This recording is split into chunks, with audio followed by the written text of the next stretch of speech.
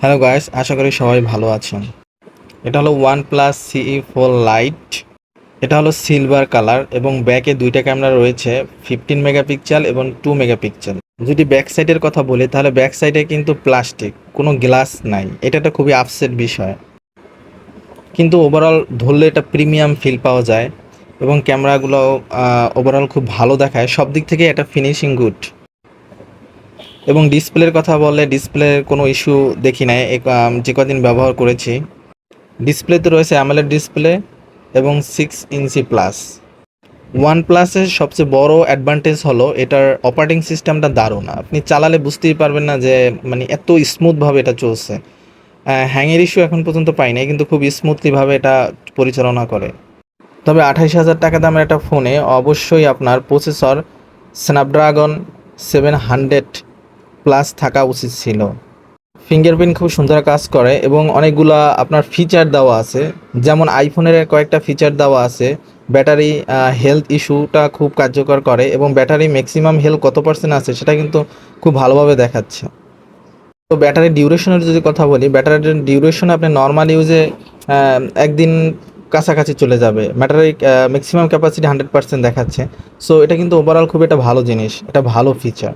So অনেক feature আছে যেটা ওয়ান প্লাসে যেটা খুবই ভালো লাগবে। ফিচারের দিক থেকে আমি মনে করব অনেক ভালো ভালো ফিচার পাওয়া যায়। খুবই সুন্দর, যেমন স্পেল্ট ভিউ এবং floating window, quick lounge, smart side আর কিডস মোড। অনেক ভালো ভালো ফিচার আছে এবং স্ক্রিনশট এবং জেস্চারের কয়েকটা ভালো ভালো ফিচার আছে যেগুলো খুবই দারুণ। রেস টু অ্যাওয়াক এবং আরও কয়েকটা টার্ন ওভার অফ এবং আরও কয়েকটা ভালো ভালো ফিচার আছে এবং সবগুলো ফিচারই খুবই ভালো। পকেট মোড ফিচার আছে। দেন ফোনটা আমার কাছে যেটা একটা অসুবিধা মনে হচ্ছে সেটা হচ্ছে ফোনটা একটু ফ্যাট বেশি, একটু মোটা দেখাচ্ছে। কিন্তু ওয়ান প্লাস যেহেতু একটা ফ্ল্যাগশিপ ফোন, সেক্ষেত্রে এটা অবশ্যই এটা আরও থিঙ্ক হওয়া দরকার ছিল। সো এই দামে অবশ্যই নয়েজ ক্যান্সেলেশন থাকা উচিত ছিল, মাস্ট। এবং আপনার ভালো একটা প্রসেসর ব্যবহার করা উচিত ছিল ফোনটায়। আমার যে র্যামটা আছে সেটা দেখতে পাচ্ছেন 8 জিবি র্যাম এবং 256 জিবি হচ্ছে মেমোরি কার্ড বা রোম যেটা বলেন। 5500 mAh-এর ব্যাটারি।